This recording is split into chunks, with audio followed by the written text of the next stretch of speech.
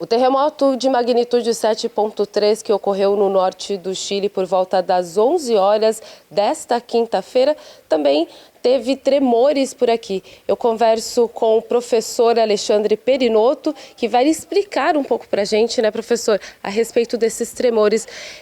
Professor, em relação, o que significa, né, esse 7,3 e como isso, né, em termos de escala, né, atinge o nosso país?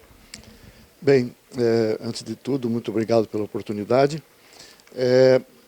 Os terremotos são medidos numa escala de magnitude que mede a energia e também outra escala mede a intensidade. No caso, nós estamos falando da escala Richter, que é uma escala bastante conhecida, embora já esteja em desuso. Então, 7,3 é um terremoto já bem grande. Ela começa mais ou menos em 2 e vai até pouco depois de 9. O maior terremoto já registrado no mundo foi 9,5 também no Chile, em 1960.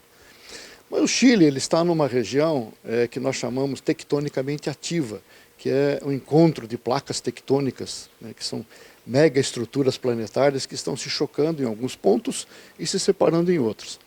Esse choque é o que causa, inclusive, a formação da Cordilheira dos Andes.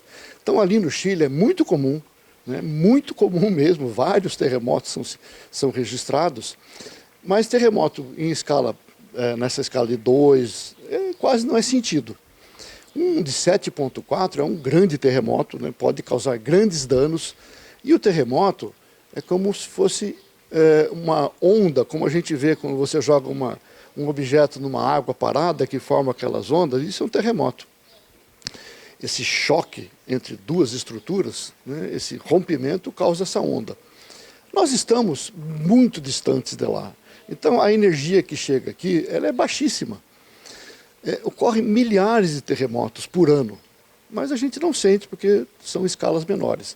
Então, nesse caso, aqui no Brasil, em São Paulo teve relatos, né, de pessoas sentindo alguma coisa, tal, porque é um terremoto 7,4, né? Se fosse maior, a gente sentiria mais aqui. Se fosse menor, talvez a gente não tivesse sentido. Ele ocorreu, o foco dele, a uma profundidade de 126 quilômetros, e o epicentro foi mais ou menos a 20 quilômetros da cidade de São Pedro do Atacama, que é uma região desértica. E por ser uma região desértica, não se registraram vítimas. Mas se nessa mesma escala, 7,3, 7,4, fosse numa região mais densamente habitada, com certeza nós teríamos mortes, quedas de edifícios, como a gente de vez em quando vê em outras áreas do planeta. E falando em termos de pesquisa, né, professora, aqui na Unesp de Rio Claro tem um aparelho que também faz essa medição, isso mesmo? Sim, nós temos sismógrafos, que são aparelhos que fazem esse tipo de medida da energia, né? Ele faz parte de uma rede de sismógrafos e é assim que funciona cada vez que tem uma manifestação maior de terremoto. Essa rede, ela se comunica. Nós temos grandes observatórios, né, de sismógrafos em Brasília, em São Paulo, né, e numa rede muito grande. Aqui nós temos um de menor porte, mas que também registra. Ok, obrigada pelas informações.